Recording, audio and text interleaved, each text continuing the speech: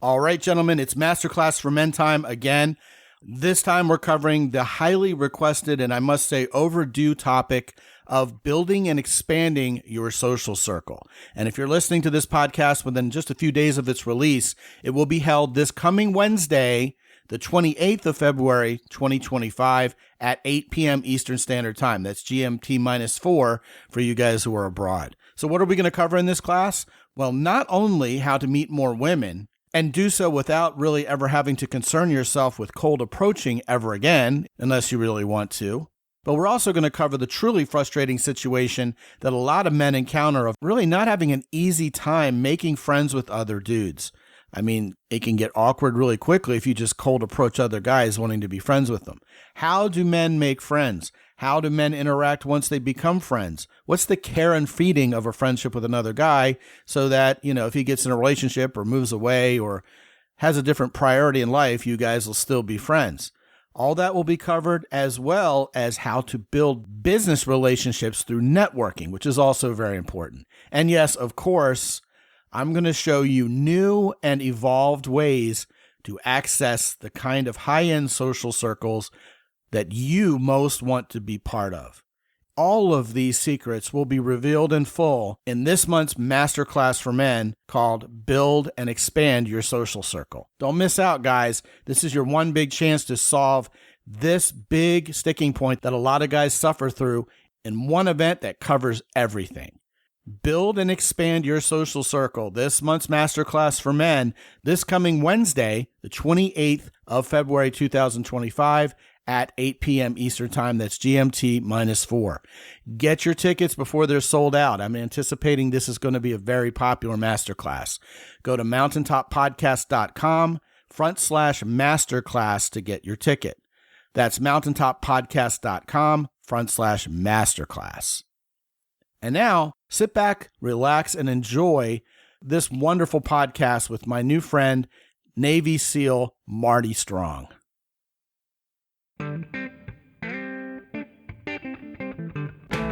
Live from the mist-enshrouded mountaintop fortress that is X and Y Communications headquarters, you're listening to the world-famous Mountaintop Podcast.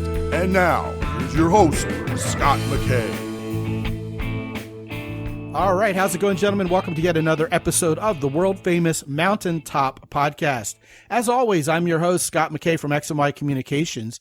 You can find me at Scot McKay on X, on Truth Social, on TikTok. Yep, TikTok's still there. It's back for the attack, and I'm still on there too, apparently.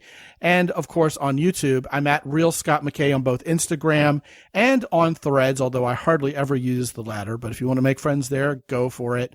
The website is mountaintoppodcast.com. And, gentlemen, if you're not a part of the Facebook group yet, it's the Mountaintop Summit, and we're waiting for you to join us. Hey, I'm excited today because this is one of those topics that's been on my radar for a long time, and I just needed the right guest. And if you guys are longtime listeners to this show, you know by now, whenever I utter anything that sounds like what I just said, you're in for a treat, and I don't think today is going to be any exception. My guest today is named Marty Strong. He's an author, he's a CEO, and he's a speaker. And he's a retired Navy SEAL who lives in Virginia Beach, Virginia. He trained there and he liked the place and he stuck around, is what I'm guessing.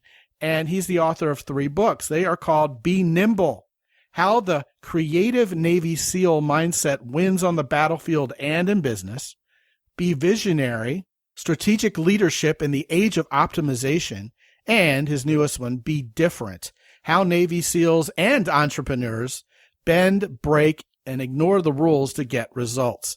Today, we're going to talk about the Navy SEAL mindset and how, as badass as those guys may seem to us, well, non-Navy SEALs out there, usually how they carry themselves and how they conduct themselves and how they think is something you and I can very much adapt for our own lives, as surprising as that may sound. So with nothing further, Marty Strong from Virginia Beach, Virginia. Welcome to the show, man. Hey, Scott. Thanks for having me. Yeah, man, you're welcome. We're glad you're here. So today we're mostly talking about your book, Be Different, How Navy SEALs and Entrepreneurs Bend, Break, or Ignore the Rules to Get Results. Marty, I think a lot of times guys who picture the media image of a Navy SEAL are picturing like Casey Dutton from Yellowstone, this door kicker badass who is, able to kill you 100 ways with a ballpoint pen. And he's just always about that mindset. Whereas of the Navy SEALs I've met in real life and who I've coached in real life, I would never have guessed in a million years, at least in 2 out of the 3 cases of the guys I've coached, I would have never guessed in a million years these guys were SEALs, and they weren't going to announce it or wear it on their sleeves. So there's this sense when you're that accomplished and when you've done that much training and you're that prepared that you're kind of over yourself, right? And that you don't really need everybody's approval. You're over it.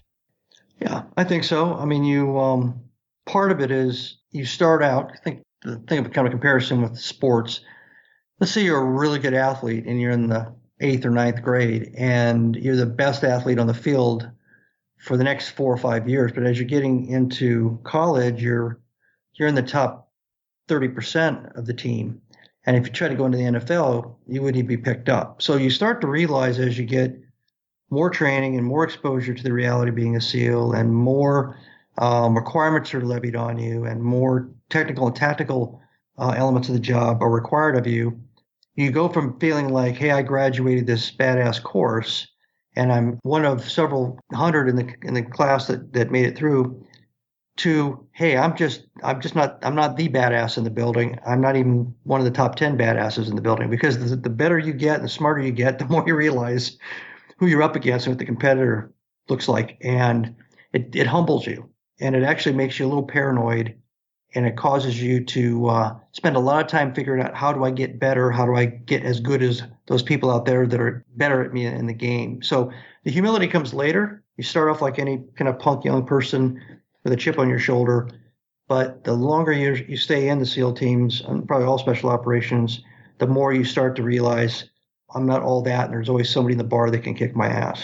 It's kind of like the Socratic principle of the older and wiser and smarter I get, the more I realize that I know less than I thought I did. It's exactly that. And if you aren't in a state of competition with anybody, then you're probably not trying to enter into an environment where there is any competition. So you can fool yourself for a long time. The thing about the SEALs, Green Berets, fighter pilots, elite Marine units, their training organizations are constantly putting them out there and putting them on the spot. They're causing them to fail. So you're in an intense, short duration, sometimes hours, sometimes a couple of days, experience where you succeed 60% of the time during the evolution and you fail 40% of the time. And they keep that way. And so you correct all your bad habits, but the next time you go out there, they create new challenges and new situations. And so you have that 60-40 again. So you never really get too full of yourself or never get too complacent, as long as somebody's kind of putting you out there up against greater and greater odds and greater levels of competition. I guess looking back, it's no accident that a guy like Norman Schwarzkopf, full general, would utter a quote like, if you're the smartest guy in the room, you're in the wrong room, which has become one of my favorite quotes because I think he's dead accurate. If you're just sitting around and everybody's holding court at the foot of your greatness, you're not getting any smarter and you're not getting any better. And one thing I do know about SEALs is you guys are always about leveling up. That's part of your training, just like you said, right? It is. And as a CEO, it's the same problem. If you go into a room and there's a challenge in front of everybody and nobody on your leadership team knows anything more than you do, or they know less than you do, you realize you're standing there all by yourself. You need to you immediately need to access some other level of brain power. And it's scary, because if you're aware of it, like his quote, if you're aware of it at a certain point in your life, you are aware of it and you're distinctly concerned about that. So you want to find smart people and surround yourself with them. We need to make note at this point that you are indeed also a CEO. You're discharged from the military and you've gone into private life and you're now running a company. And how has your SEAL training empowered you to be an effective leader in the business world? Well, I think, and I touched on a second ago, that the humility, the paranoia, that you wake up every morning, you kind of make a quick, survey of your capabilities, and you understand those. And then you do a quick survey of your limitations. and you know those. And then you start thinking about what are the things I don't know that are limitations? What are things that I need to get better better at or learn more about? And that's the way of life for SEALs. They're in a constant state of training, learning. If they're not training you as a unit, the individuals are off studying things, studying languages, studying geography, studying as much as they can about cultures, whatever it is they think they need to learn to get an edge and to cover their blind spots.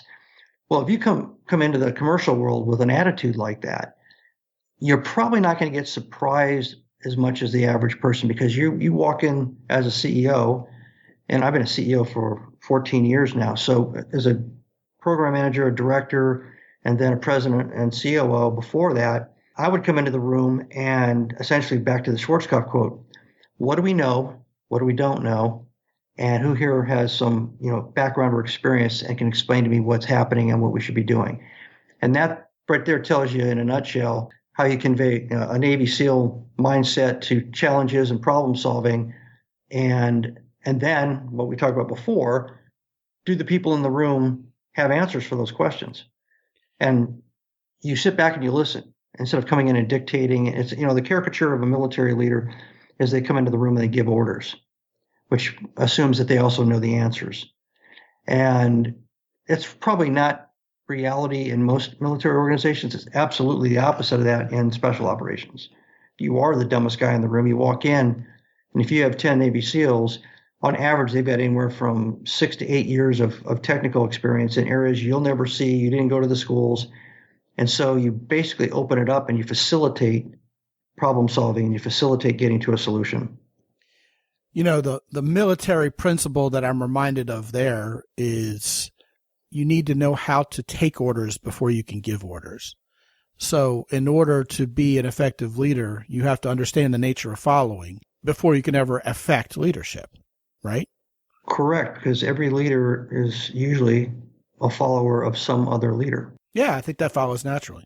In any hierarchy, right? So if you're a great leader, but you stink as a follower, then you're probably letting the person you're reporting to down. And the other thing about that, and this is something, again, they do really well in the military, not so much in the commercial world, they rotate the responsibility of leadership tactically when you're doing your training. They do it lots of different ways. They might just say that the officer's been shot. They'll take him out of the problem, and somebody else is designated as the new leader. In some cases, like in Ranger School, they'll rotate the leadership of the squads so everybody gets a chance at being the leader.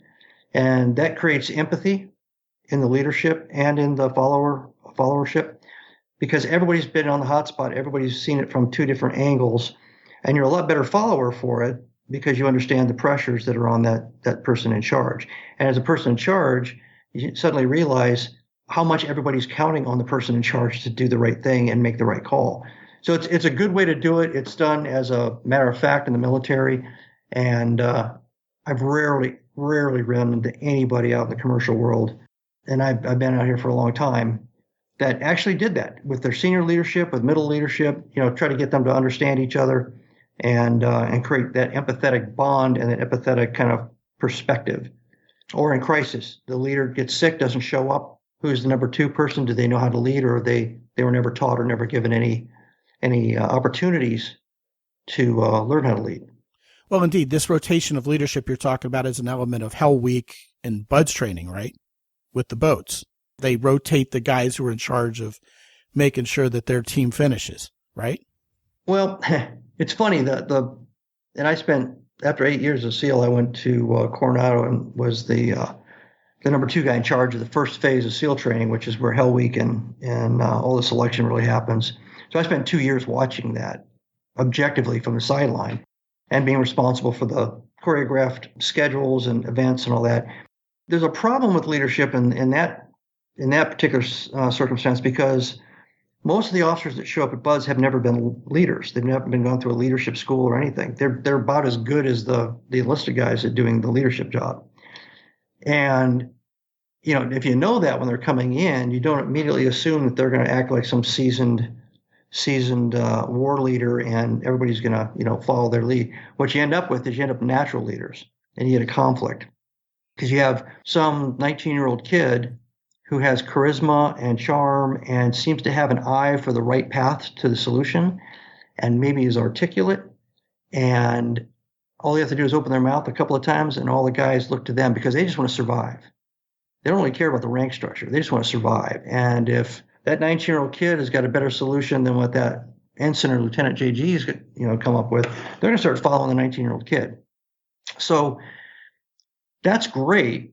And it's really wonderful to see in the kind of the experiment that first phase of BUDS is. You get to see all these wonderful human traits come out.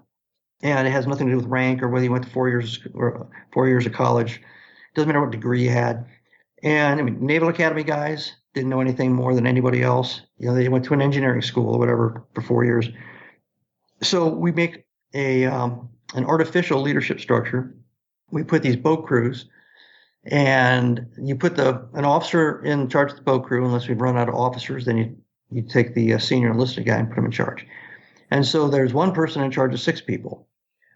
And they're primarily just in charge of getting a head count to make sure everybody's there and then reporting that head count.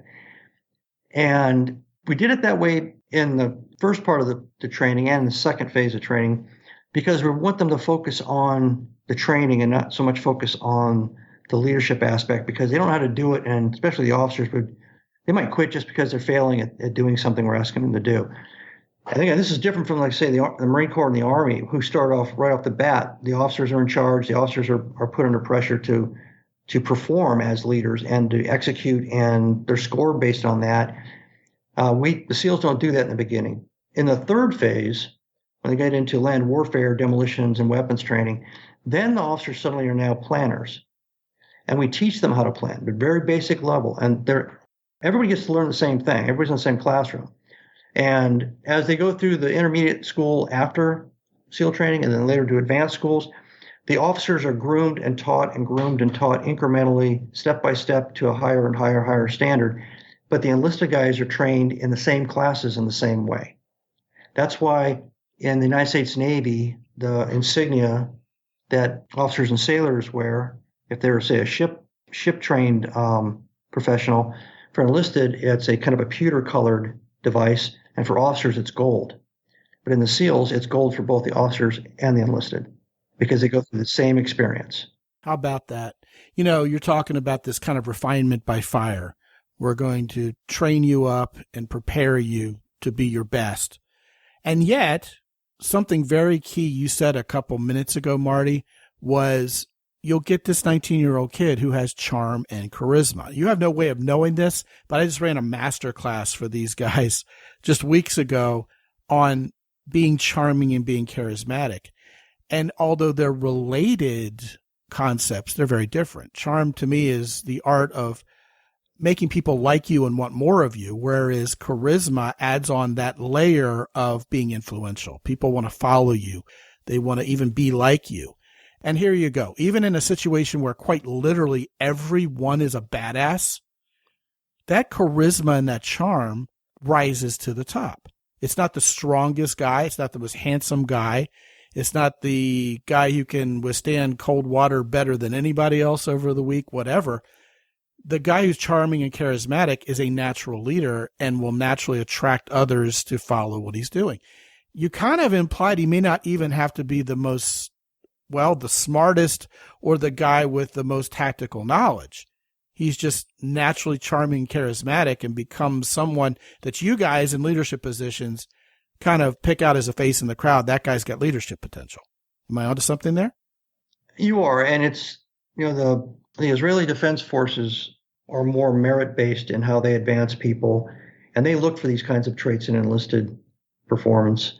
And they advance them into the officer ranks as soon as they see it, because they're a small country, and why would you, out of 1,000 people that are enlisted guys, and you knew that 100 of them had all the attributes that you just mentioned to be a great leader, all they're missing is all the additional technical training. Why would you leave them down there because they don't have a college degree when your country's at stake? Yeah, ain't nobody got time for that in Israel. No, and so we still have, the United States government military still has this 16th, 17th century, you have to be an aristocrat, you have to have some kind of noblesse, land ownership or something to be one of the officers. in our service, they use the college degree as that prerequisite. I've seen guys that went through regular college, then OCS, regular college, and NROTC. Ex-enlisted guys become officers. I've seen Naval Academy guys. And if you asked anybody, especially in the Special Forces, because you have a very intimate awareness and knowledge of how those officers are performing, and there's no standoff between you and them when things are going right or things are going wrong, everybody would say it's pretty much a flip of the coin. You never know what you're going to get. The origin of the officer doesn't have anything to do with their performance. And also the fact that they have college education doesn't do anything. So, but we don't have that. So, in the BUDS experience, what I learned was a whole lot about human nature. And, the other thing that kind of adds to the charisma component, and it's all contextual, but if you're in a kind of violent, aggressively dismal physical environment like the BUDS course, where just to go to breakfast, lunch, and dinner, it requires 6 miles of running. It's a mile there and a mile back, and you have to do all three meals. So that's 6 miles just in getting to the chow hall and back, not counting everything else you have to do that day. So you're taking these guys and you're beating them down, and by the second week you've lost a third of the class. Usually classes start about 120 or so candidates. And by the time you get to Hell Week, which is, I think, the fourth or fifth week, depending on what area you want to look at, you're down to half the class.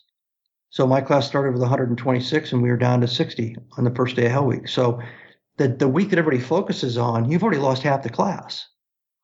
And it's because of the context. And in that context, if you're the kind of person that smiles, demonstrates poise, helps somebody else rather than just worry about themselves, seems to be alert and aware and capable of pointing the path or, giving people some kind of information that helps them take the next step and survive, that's leadership in that environment. Interestingly enough, I think a lot of guys, especially younger men who don't have life wisdom to have figured out that kindness is not anti-masculine, for example, kind of put up this bully who's stoic, never smiles, as the image of masculinity that to them is the most badass. And you are describing, and let it be known, let it be underscored here, you're describing pretty much the prototypical Navy SEAL team leader as not being a whole lot like that. No. And my wife would tell you that, like all the SEALs that she knows that are around here in Virginia Beach, we all have like a passionate affection for our animals, and most of them are little ones like Pomeranians and Yorkie poos and stuff. I mean, that's awesome.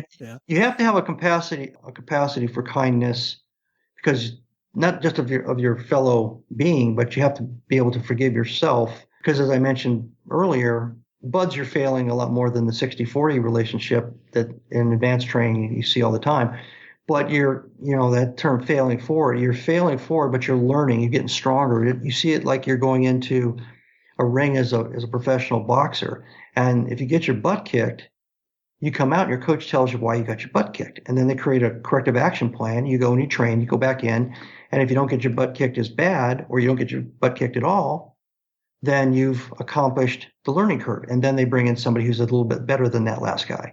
And that incremental push, that incremental evaluation, that incremental coaching and nudge, it makes you very, very aware of your weaknesses. It's very, very hard not to understand that all human beings have the same issue. And when you see somebody really down on themselves or down on other people that are showing weakness, it doesn't make any sense to you, because that's all part of the developmental process. Yeah, I think a lot of us as guys have seen a whole lot of movies like Full Metal Jacket, and we get this image of what the military's like. And yet, back here in real life, I'm at a loss, Marty, to even think of one high-level military guy I've ever met who didn't have a sense of humor. I mean, there's this sense of what we like to call around here getting over oneself and taking oneself less seriously. And that latter concept is something that kind of confounds a lot of men when they're trying to wrap their head around it. But what it really means, right, is, I'm going to fail. Anytime anyone ever says something to me that just isn't a glowing praise for me, I'm not being disrespected, There's this maturity and there's this ability to accept criticism and to grow. and indeed be teachable. And I actually had a Navy SEAL tell me when I asked him, how can you guys who are such badasses come on a coaching weekend with me, hire a guy like me, because I'm no Navy SEAL and these guys know this, and be so darned coachable and teachable when you're the biggest badass ever.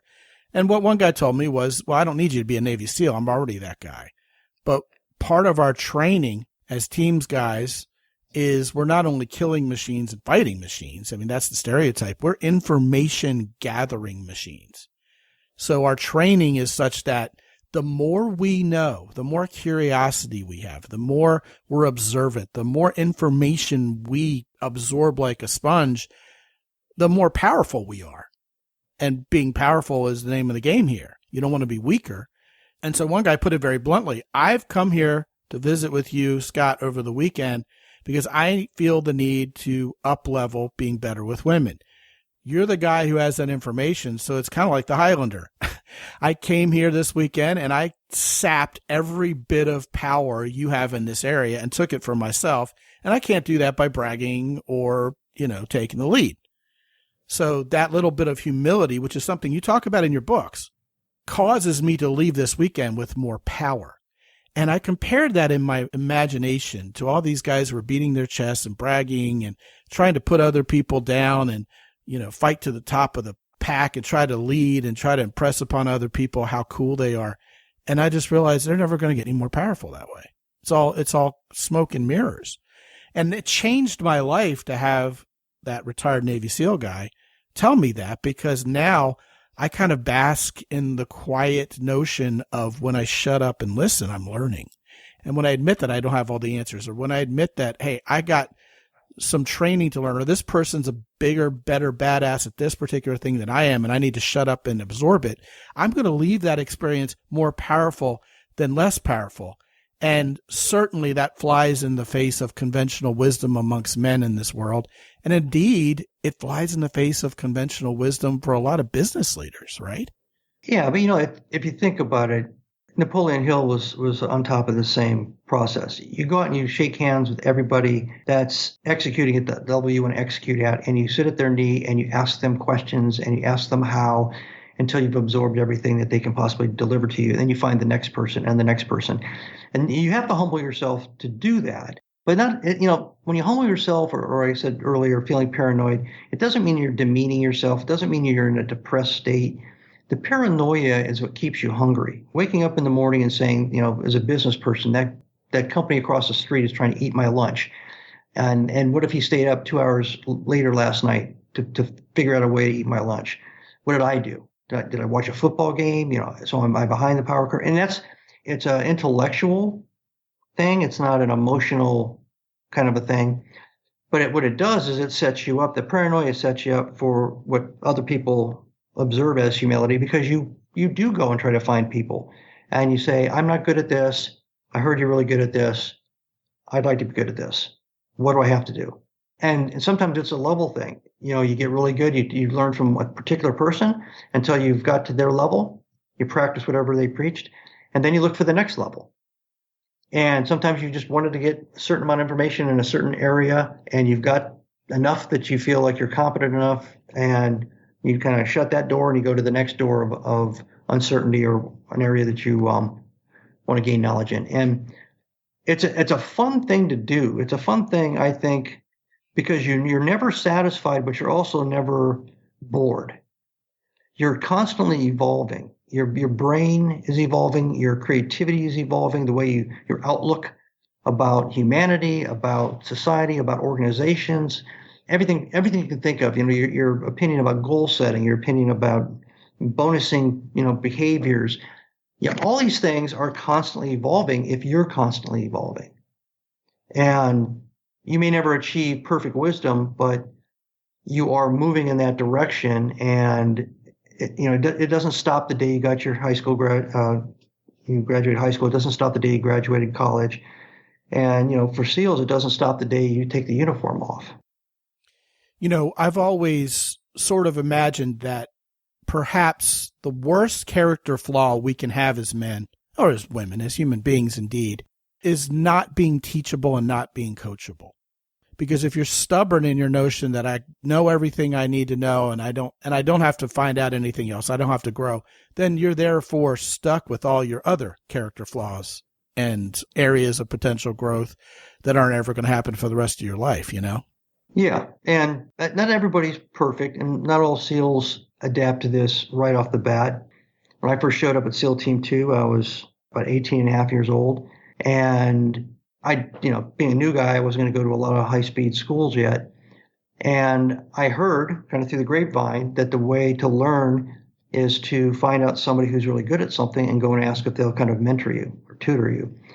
Now, if you have a whole building filled with combat vets and they're older than you and they look at you because you look like in my case, I look like I was 13 years old, you get a lot of no's, get out of my face, but once in a while you get somebody who says yes. And I found out later, a couple of years later, from somebody who said, you were one of the few new guys that ever walked up and asked to learn something.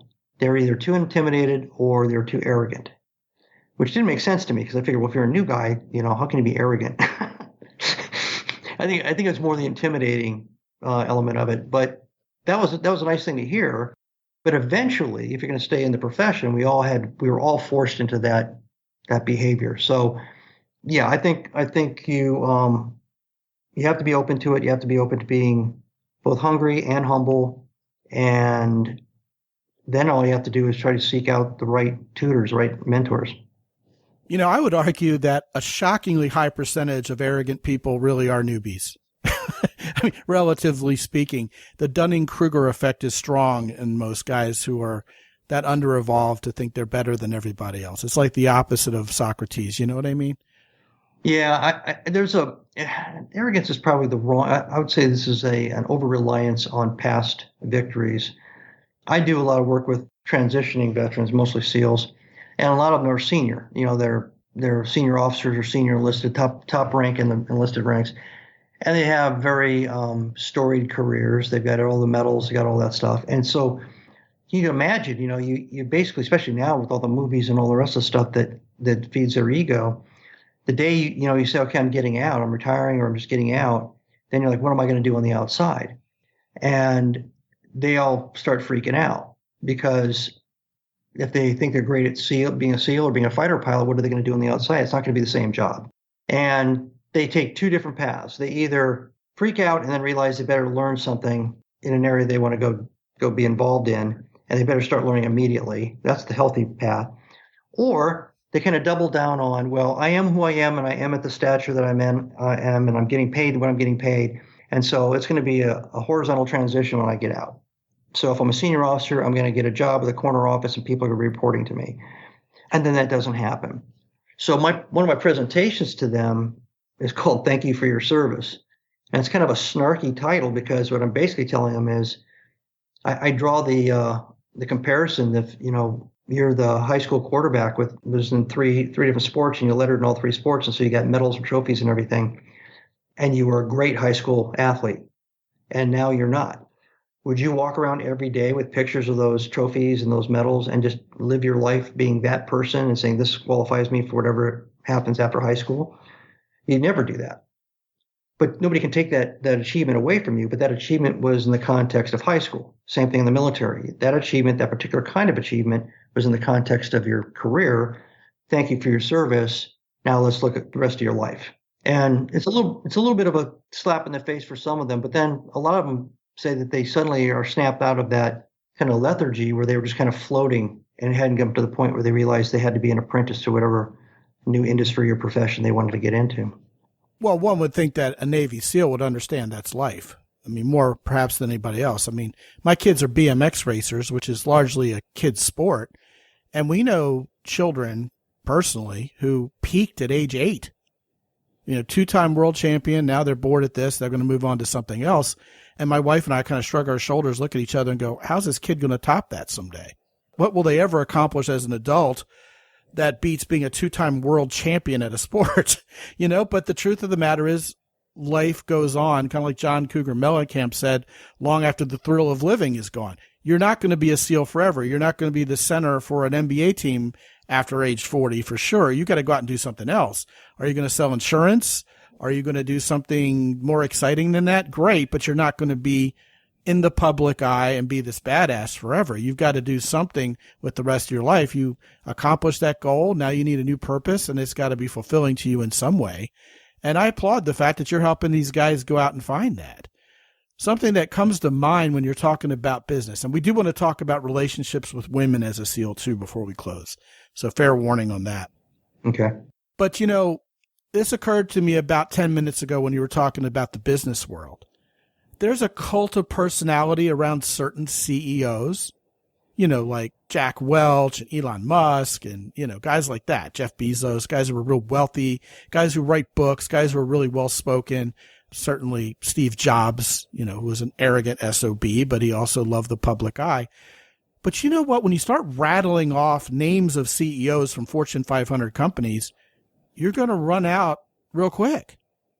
You're not going to get 500 of them. You probably won't get 24 of them, because most of these guys who are solid, effective leaders aren't running a cult of personality. They're indeed going out there running a business, and they understand the best way to succeed at this is to hire people who are smarter than me and not be a one-man show around here, because it's failure. So coming from a situation as a teams guy where you are called teams guys because you are a team. There are no MVPs. There's only this battle which we fight together, and we got to be in it together. You understand the value of that. You bring that to the business world, and you have that humility you speak of where you're over yourself. And, we're always being pushed. We're always being pressed to the point of failure where, you really do have to be a guy who's over yourself. You take that to the business world and you hire people who are smart and you try to build them up. I mean, sure, you're going to push them, but it's very natural to see how the best type of CEO is the one who, sure, maybe leads by example, will take the fall and take the blame and give away all the credit.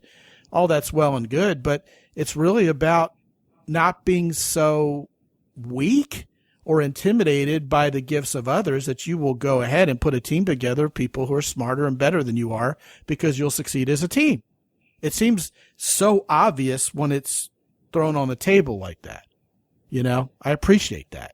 It's an old formula. I mean, there's a great book about Lincoln's cabinet called A Team of Rivals, where he surrounded himself in his first presidency with essentially enemies, but they were all very powerful men and very smart, insightful men. And he basically surrounded himself with people that were going to probably disagree with him in a lot of ways. But he felt that the best way for his thoughts and ideas and philosophies to become honed to a razor sharp edge, to be the most effective, was to have them beat the heck out of those ideas until they were perfect. And that takes a lot of confidence in yourself.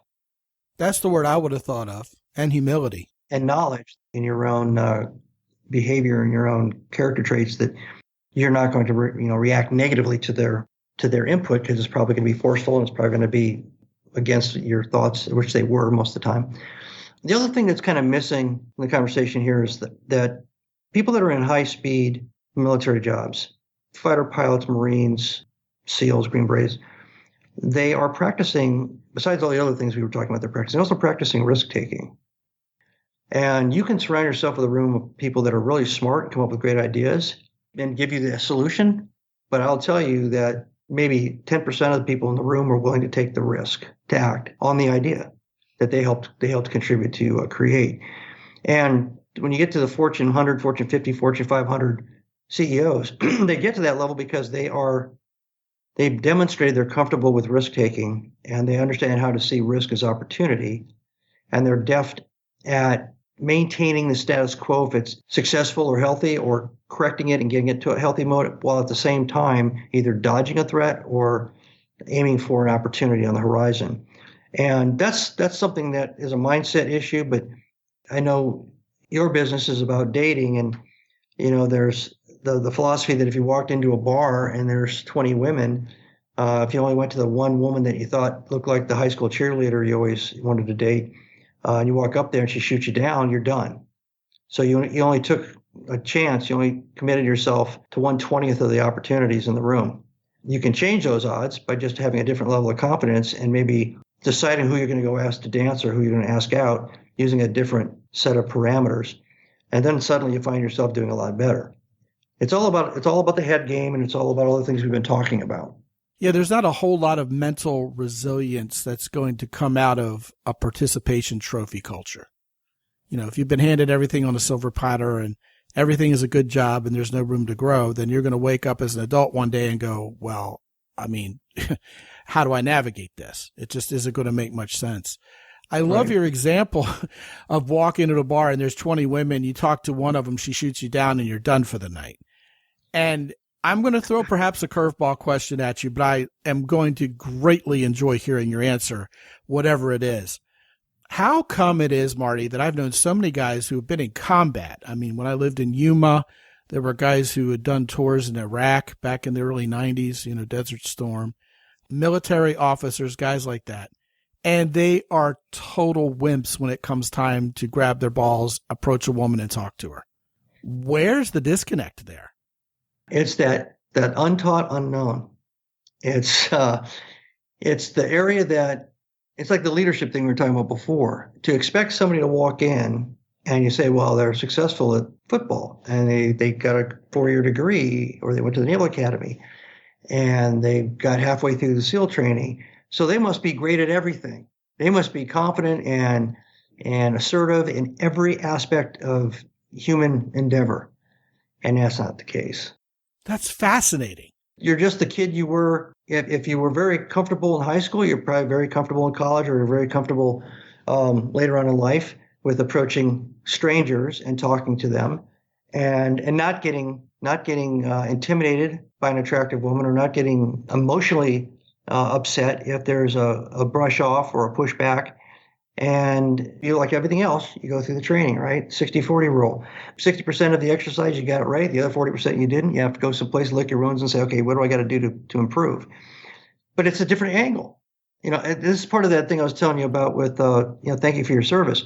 If I tell the guys that are getting out, if you want to own a restaurant, you have to apprentice yourself to that. You have to start at the beginning. You didn't start out to be a Navy SEAL or a fighter pilot.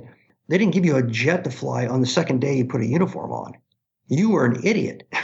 You had to learn and fail and spend about 3-4 years before they let you fly a high-speed jet or let you be in a SEAL platoon and be considered a combat operator. So it's the same thing here. You can't just suddenly be a fly fisherman just because you want to do it. And you can't just suddenly be proficient in talking to women just because you want to do it. I love it, because you hit the nail on the head in a way that I really haven't looked at it probably as closely as I should have ever. And that's, even if I can do this incredibly complex, stressful, or even flat out dangerous thing in my sleep, it's probably because I've gotten the training, I've put in the hours, I put in the cycles to be good at it, and I'm literally battle ready and then battle tested. Whereas if I haven't spent a whole lot of time talking to women, this is going to be Greek to me, and I've got to learn some way to do it. Yet a lot of guys, what we'll do, Marty, is we'll train for our military operations. We'll go 4 years of college, like you mentioned, to get good at a certain field of expertise. We'll go out to the driving range and hit 200 golf balls to get better at our golf game, to lower our handicap. But when it comes to women, most guys are like, I can wing this. They're just chicks. No big deal. And then they go out there and go, man, this was more difficult than I thought. Even if it's because they're taking something relatively simple compared to being a Navy SEAL or being a medical doctor and creating the complications in their head. Nevertheless, you can't just go out there and wing it. I guess that's the value of guys like me out there helping men go from good to great with women. And I appreciate that vote of confidence. But I still think that there's something about women in particular that will cause a guy to kind of wad up when, and I'm going to use this word, confronted with an opportunity with the women, sort of in proportion to their hypermasculinity or how much of a badass they are in normal life. Because if I'm a fighter pilot, if I'm a Navy SEAL, if I'm a grizzled, hardened veteran, if I'm a trial lawyer, and this woman rejects me, then our male ego is hurt because suddenly I've been beaten by a girl. And that can't happen to a guy like me. So I've noticed, these emo guys who aren't so tough and kind of almost have some femininity about them, They almost find it easier to just go up and talk to women. I mean, maybe you're going to argue it's because they've been trained differently and perhaps better and more effectively to talk to women to begin with by being more like one. But I do find that the more of a badass a guy is in terms of the expectations placed on his masculinity, perhaps if only because of his own ego, it could be all inside of his head, the harder a time he has with the potential of rejection or having bothered a woman by talking to her. It's crazy, isn't it? Yeah, and emotionally, most of them are 14 years old. Well, that could be true too. In this category, they can see terrible things in war. They can see their best friends die. They can see all kinds of incredible things, but they're in different categories. And they can be old beyond their years in all these other categories that emotions are heavily involved in. But if you were never really good at walking up and talking to a good-looking girl when you're 14, 15, 16, 17, 18, and you didn't get any better at it, the fact you're 36 and a SEAL or a fighter pilot didn't make you haven't learned anything yet. So, and the other thing is the higher the higher your ego flies, the farther you're going to fall when you get, snubbed. And even the perception of being snubbed is kind of goofy because you think you're successful. So if you've decided, it should follow through, right? It should happen because you've decided because you're successful. Normally when you point in a certain direction or you pick out a target and that's your mission, you go boom and you go and you're successful 99% of the time. And then you go and you get shot down. No pun intended. And then you're like, what the heck? I'm me. I had the perfect plan. I'm me. I mean, I don't lose. I'm a winner. Because they haven't learned. They haven't gone through the trial and error and the failure and the learning curve of getting through that emotionally. Back to the 20 women in the bar, I looked like I was 13 years old when I became a SEAL. And years later, I saw one of our chiefs, he always could pick out like the best looking girl in a place. And next thing you know, he was with her for that weekend, wherever we were. And I could never figure it out. And I asked this guy one time, and he said, well, I decide kind of what I like, and I go up and I ask, and if it's a no, well, there's another day. He just took it like that. And so what we didn't see was that he might have talked to 4 people that weekend, or 4 women, or 5 women, or 10 women. We got to witness the one, but eventually he ended up with one that he liked, and he was consistent, and that's what he did. And he got better at it and better at it and better at it because the more he tried, the more he risked failure, the better he got at succeeding. And so, okay, but I was still too shy to do that.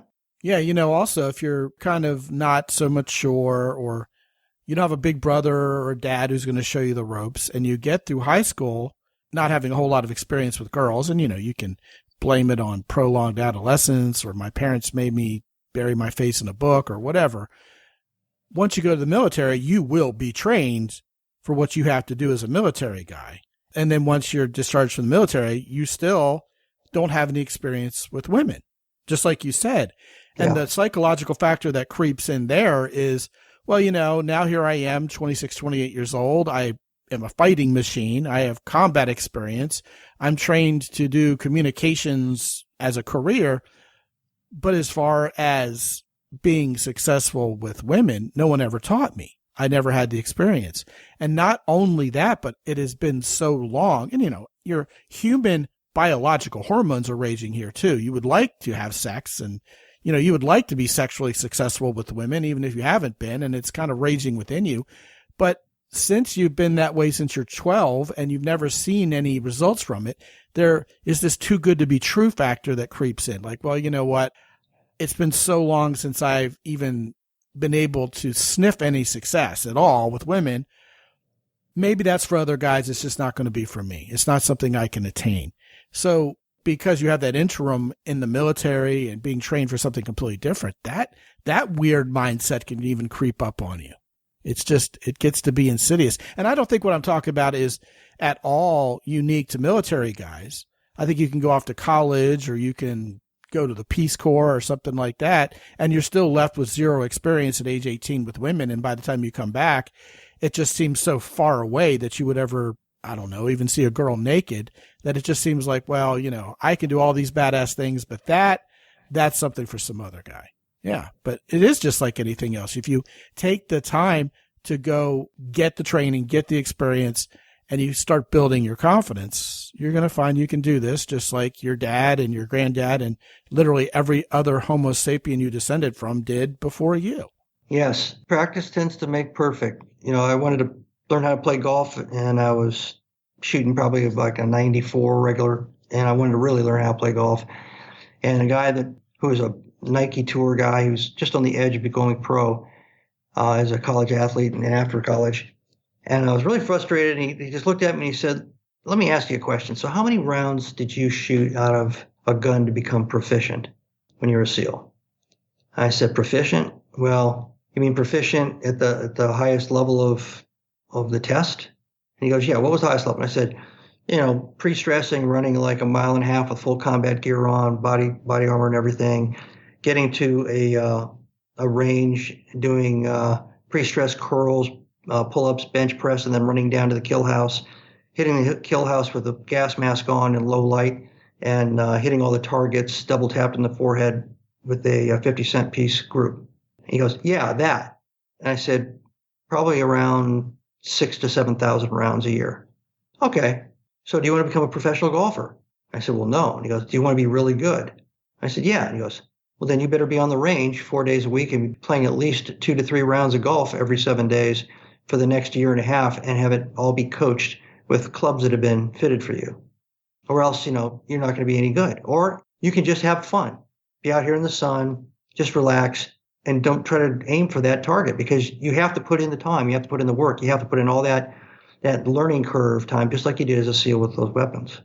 And so I've enjoyed golf ever since. Yeah, well, there you go. Kind of the mic drop here is I'll have guys come to me and go, "How do I stop 4 supermodels during rush hour in New York City who are walking in the other direction, and they're all, running a dog walking service, and they're each with 5 pit bulls on a leash?" And I'm talking to a guy who is a sophomore in college, and he doesn't have the cojones to even talk to the brunette who sits next to him in Psychology 201. And what I'll say to him is, "Hey, why don't we start with the low-hanging fruit here? And why don't you start talking to women at college who are right there in front of you and already being friendly to you, rather than figuring out how to do these high-level impossible scenarios that you'll likely never run into?" And it's really them just insulating themselves against failure. I asked, I tried, I failed. Well, poor me. And that's a rough mentality. And I love the fact that you guys who have the kind of training you do, you're constantly tasked with moving up incrementally, being better, and then being better again. And it's kind of like the proverbial act of boiling the frog. Instead of saying, "All right, well, I got to wake up an expert the next morning," you're getting incrementally better until one day you achieve this greater level, and then you're still going from there. You're all continually learning and moving forward. And I think that's the biggest takeaway, that even the biggest badasses who we put up as being the toughest guys or the coolest guys, and certainly Navy SEALs classify, are always getting better. There's not this pinnacle of achievement where I've arrived, I can stop now. And I just think that contribution to the lives of these guys today was in and of itself very much worth it. I want to point these guys, Marty, to your website, which is martystrong.com. Of course, it's your name.com. Easy, simple, but as is our custom around here, I do want to also point them to mountaintoppodcast.com/Marty, which we never had before, MARTY. And when they get to martystrong.com, what are they going to find, Marty? So I've got all my speaking programs, access to my business books, my novels. So there's a lot of information there. Fantastic, fantastic. And of course, you have 3 business books. We're going to put them at the top of my Amazon Influencer Storefront queue as soon as this show is published. So guys, if you're listening to this show within a few days or maybe a week of it being published, you're going to find Marty Strong's books, Be Nimble, Be Visionary, and Be Different, right there at the top of the queue. Good stuff. I recommend all those books. And if you like what Marty had to say today, you're going to love what's between the covers of those volumes. Marty Strong, thank you so much, man. What a great conversation. Hope to have you return sometime in the future. Yeah, Scott, I enjoyed it. Thanks for having me. Yeah, man. And speaking of Navy SEALs, if you haven't visited Jocko Willink's company, Origin in Maine, they're a longtime sponsor of this show, along with Hero Soap and the Keyport. When you go to mountaintoppodcast.com, you can partake of anything from our 3 illustrious longtime sponsors and use the coupon code MOUNTAIN10 to get an additional 10% off. Also, gentlemen, some of you guys have not gotten on the phone with me and talked about where you are right now, where you want to be with women. As Marty just reiterated for you today, gentlemen, there's rarely an easy button in this life, but that doesn't mean what you're wanting to do, what you're wanting to accomplish, getting that wonderful woman by your side is far away, let alone impossible. There are steps you can do. There are ways that you can improve your mindset and your skills to get that woman in your life sooner than later, and that's what we'll talk about when you get on my calendar at mountaintoppodcast.com and visit with me for 25 to 30 minutes. That and so much more is there for you at mountaintoppodcast.com. And until I talk to you again real soon, this is Scott McKay from X&Y Communications in San Antonio, Texas. Be good out there.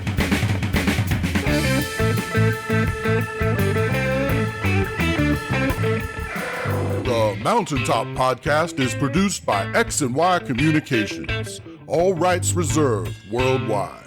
Be sure to visit www.mountaintoppodcast.com for show notes. And while you're there, sign up for the free X&Y Communications newsletter for men. This is Ed Roy Odom speaking for the Mountaintop Podcast.